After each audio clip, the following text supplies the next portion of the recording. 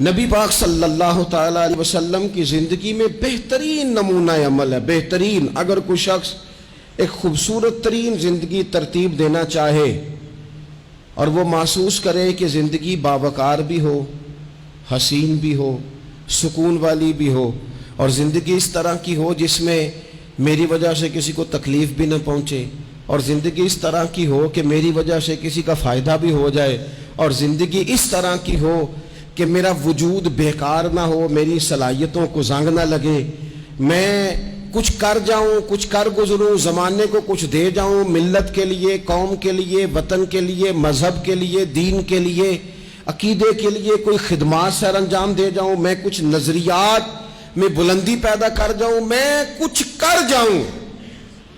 اگر کچھ چاہے کہ میں کچھ کر جاؤں تو لَقَدْ كَانَ لَكُمْ فِي رَسُولِ اللَّهِ أُسْوَةٌ حَسَنَةٌ، پھر اس کے لیے میرے نبی پاک کی زندگی ایک بہترین نمونہ ہے، بہترین نمونہ۔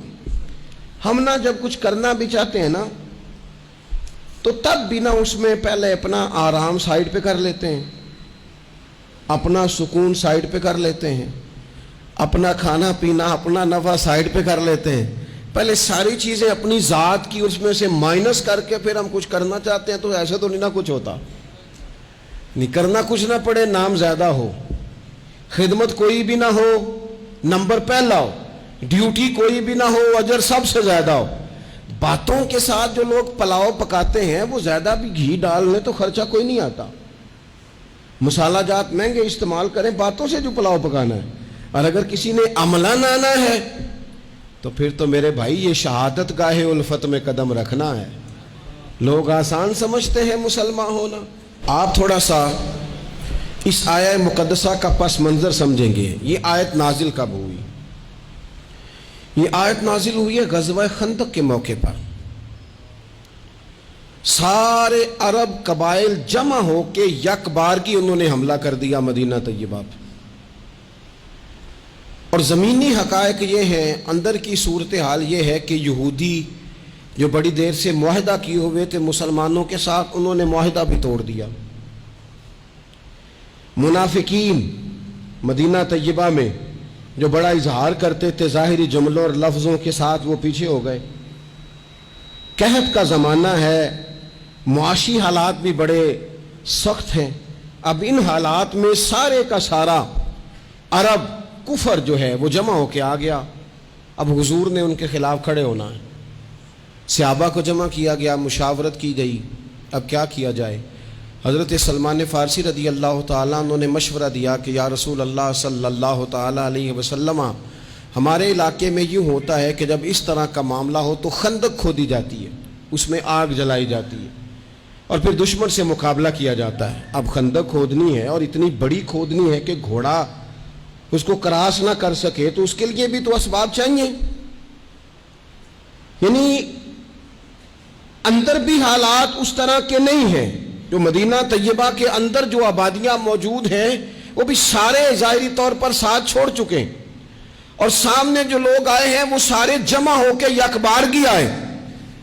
اب مقابلہ ہے اور مالی حالات بھی کمزور ہیں۔ حضور نے فرمایا کھودو بھائی خندق۔ کیا غریبوں کے بچے صرف دکھ اٹھائیں گے؟ مسکینوں کے بچے صرف دنیا میں دکھ اٹھائیں گے؟ حضور نے لوگوں کی اس بات کو غلط کیا۔ جس طرح باقی لوگ خندق کھودنے میں مشغول تھے، اللہ کے رسول خود بھی مشغول ہو گئے۔ لوگ جیسے اندر سے مٹی اٹھا اٹھا کے خندق سے باہر لاتے تھے، نبی کریم بھی اٹھا کے باہر لاتے تھے۔ جتنی محنت دوسرے کر رہے تھے حضور اس سے ڈبل کر رہے، بلکہ صحابہ فرماتے ہیں درمیان میں کچھ ایسی چٹانیں آئیں جو ہم سے نہیں ٹوٹتی تھی، تو حضور نے فرمایا مجھے دونا تھوڑا، مجھے دونا اوزار، میں تمہیں توڑ کے دیتا ہوں۔ حضور نے باقاعدہ عملاً اس میں کام کیا۔ اور جب ہم نے کہا نا یا رسول اللہ ہم نے تو بھوک کی وجہ سے پیٹ پہ پتھر باندھے ہیں، تو حضور نے کپڑا ہٹا کے کہا تم نے اگر ایک باندھا ہے تو میں نے دو باندھے ہوئے ہیں۔ عملاً حضور نے حصہ لیا۔ ایک مہینہ پورا مدینہ طیبہ کا محاصرہ کیے رکھا کافروں نے، اور کڑاکے کی سردی، حالات اور طرح کے، ان سارے حالات میں یوں ڈٹ کے میرے رسول کریم نے مقابلہ کیا۔ یوں ڈٹ کے مقابلہ کیا کہ وہ جو آئے تھے نا مہینہ پورے کے لیے اور سارے جمع ہو کے آئے تھے، نتیجہ یہ نکلا کہ وہ ایک دوسرے کو برا بھلا کہنے لگے. تو غدار ہے، دوسرا قبیلہ کہتا تو غدار ہے، تو نے کہا تھا جیت جائیں گے، تو ہمیں لے کے آیا تھا، تو نے شرارت کی تھی.